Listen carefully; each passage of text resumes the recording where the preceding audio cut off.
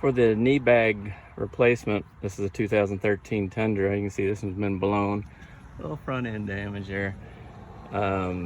Just pop these clips out here. There's several of them across the top.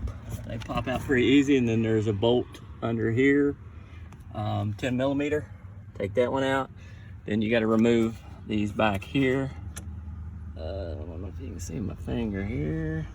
Arm one there, one here, and one down low there. And then this bag unit comes out. I'll show you the bag unit, and you can see the yellow plug-in down there to the airbag.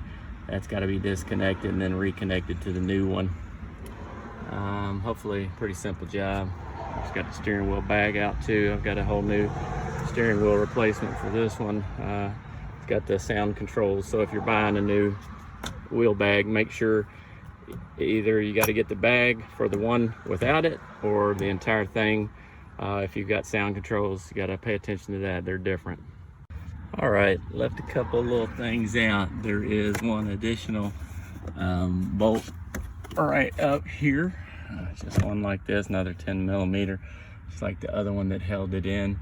And also the ODB2 hookup is plugged into the same wiring as the airbag itself. I left everything else attached, as you can see, just make it a little easier. But the only difficult thing was getting the daggone freaking airbag out of there. You see, the new one goes in, nothing hanging like it, but I had to wad this up to pull it out of there.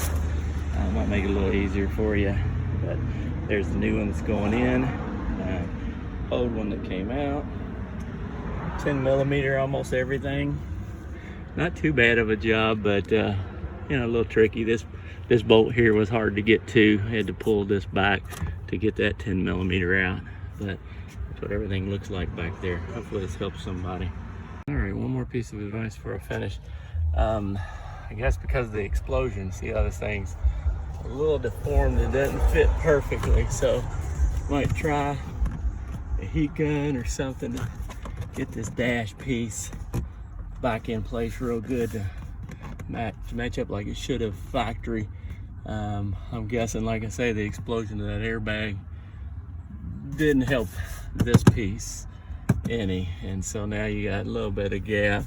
Doesn't look perfect, but from, you know, driver's position or whatever, you can't see it, so it should be fine, hopefully. Thanks. Just an update. Yes, the first one broke off, and you can see the yellow clip that's supposed to slide out first from the back to release this is just melted. And you can see, if you can see that, this black one is completely melted to this, so that's what makes the difficulty on the blown airbags, whereas the good airbag, yes, that's probably easy to take out. This one, not so much. Well, I finally got it all.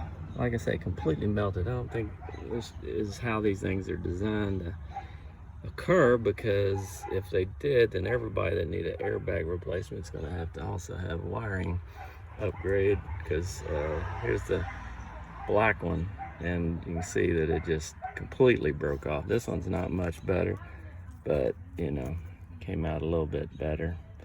But yeah, this is what remains of mine.